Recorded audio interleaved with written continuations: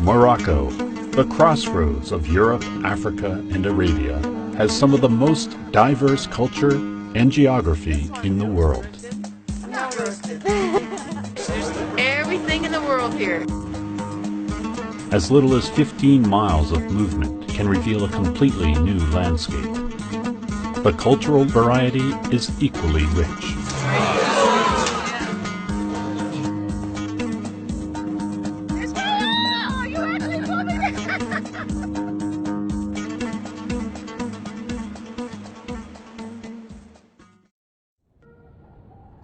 Fez, Morocco's second largest city, was founded in the 9th century and is home to the oldest university in the world.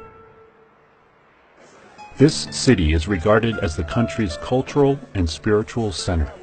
We're heading into the market, the souk, where it's going to get very crowded, they tell us. It was much different than any other market I've ever been in. Are we ever going to taste camel meat on the trip? Well, I don't know how, to what extent you will like it, because no matter how well you cook it, it remains like tough, hard to chew. But I will try to get you some to taste. Yes, no problem. We'll try to have it preserved. That's the honey cake. That's normally what we use for breaking the fast. In the month of Ramadan, it's sweet, it gives you energy you lose during the day. Trip leader Mohammed Hajouji shares his insider's knowledge of Fez, the city he calls home.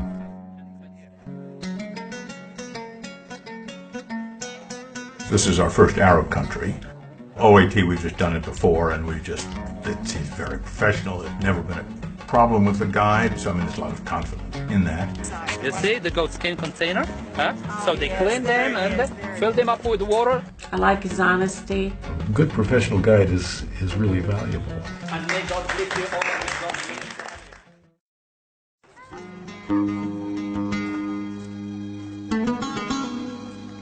of Africa's Sahara Desert is the size of the United States.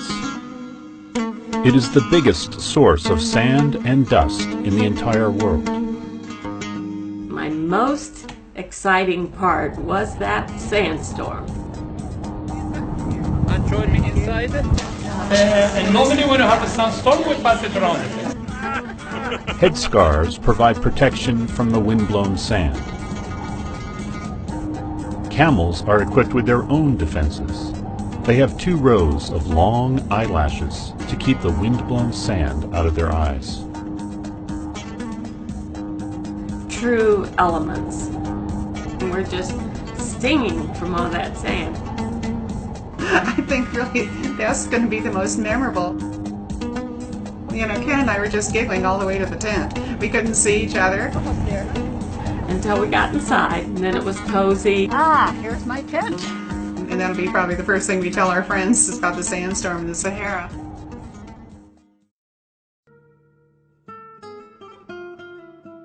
After a night with some of the brightest stars seen from anywhere on Earth, the sun rises in the east, shining over 3,000 miles of desert.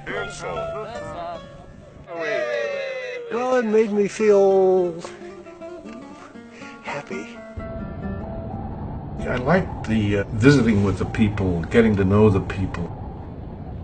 This tent is made of woven camel wool, a homegrown commodity these nomads put to use in countless ways. Is this camel hair? It's hard. It's harder than it looks, right? These nomads are ethnic Tuaregs.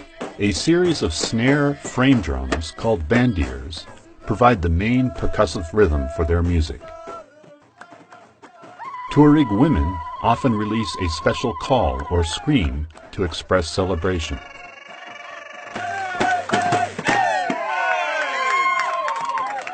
And the men were singing, and the drums were beating, and we were dancing, and it was such a joyful experience.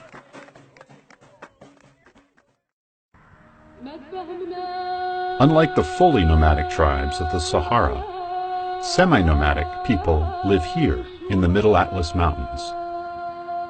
They lead their herds into these mountains each spring to graze for the season. There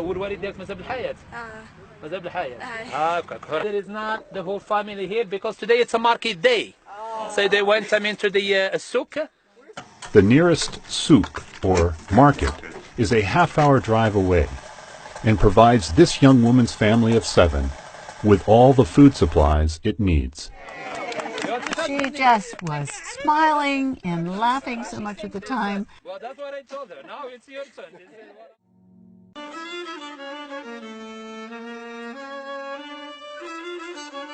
Tenahir, Morocco is a prized oasis city, providing a lush retreat from the arid ruggedness of the surrounding Atlas Mountains.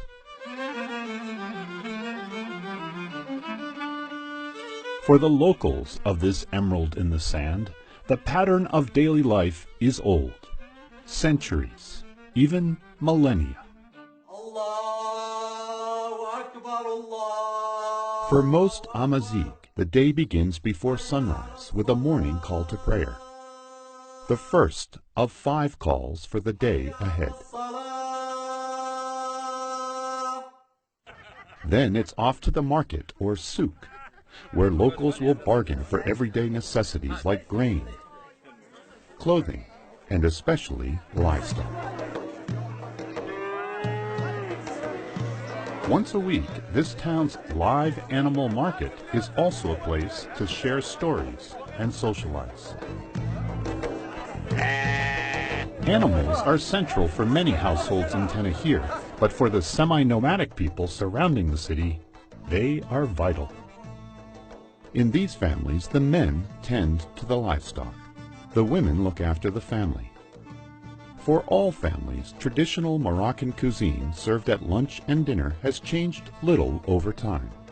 Tagine is a local staple, commonly eaten with flatbread called hobs.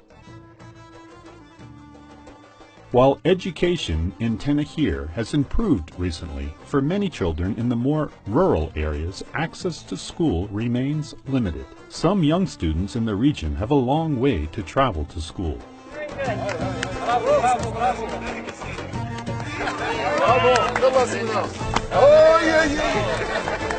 More than 160 young boys who wouldn't otherwise have access to education come to this center, funded by the Grand Circle Foundation, to live, study, and enjoy some well-earned recreation.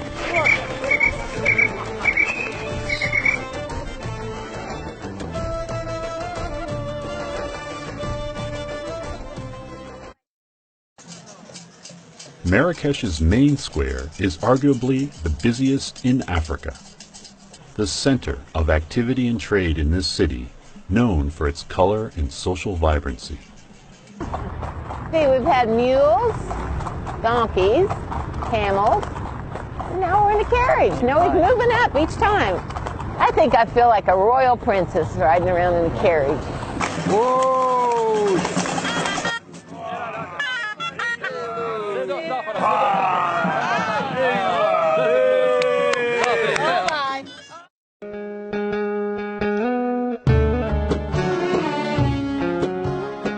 From the beaches of the Atlantic Ocean, to the snowy peaks in the Atlas Mountains, to the desert sands of the Sahara, Morocco is a land of stark contrasts. Each day, a new discovery. Was so curious because my children, when they got a tattoo, you only live once. This is completely out of the normal range of our experiences, so I just love it.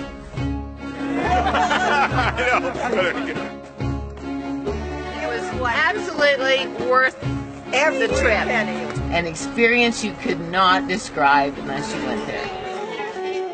My name is Aziz Kabiri, and I am a tour director for OAT on the Morocco Sahara Odyssey.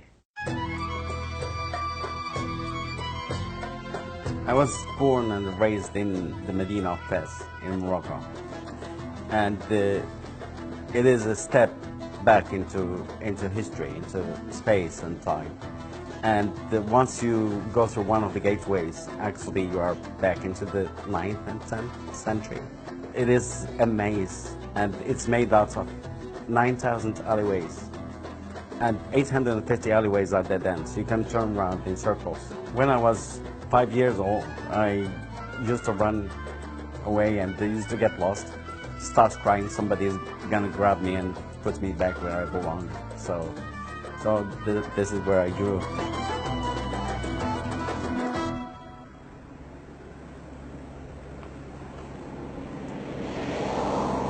The country is not big. It is the size of Texas.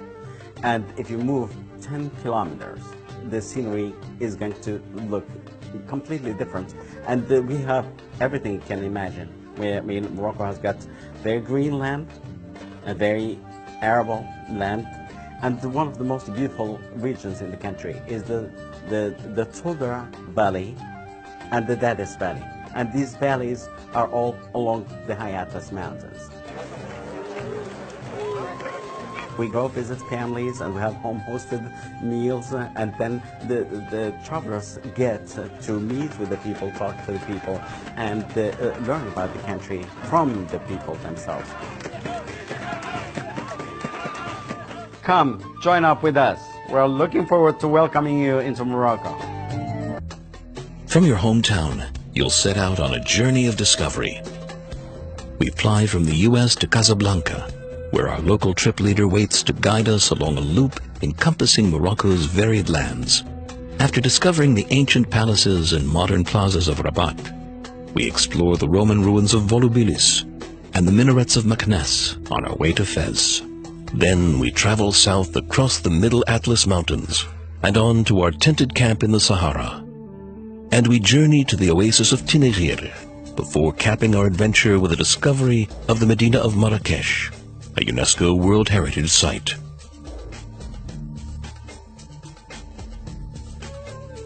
On this adventure, you'll explore some of the highlights of North Africa. We'll discover several UNESCO World Heritage Sites, like the Medinas of Fez and Marrakesh, the mountain fortress of Ait Ben Haddou, and the ancient Roman settlement of Volubilis. We'll take in striking views of the Moroccan landscape and visit remote villages as we travel across the Atlas Mountains. And a real highlight will be our stay in the Sahara, where we'll walk the golden dunes and sleep in comfortable tents beneath the countless stars of the desert sky.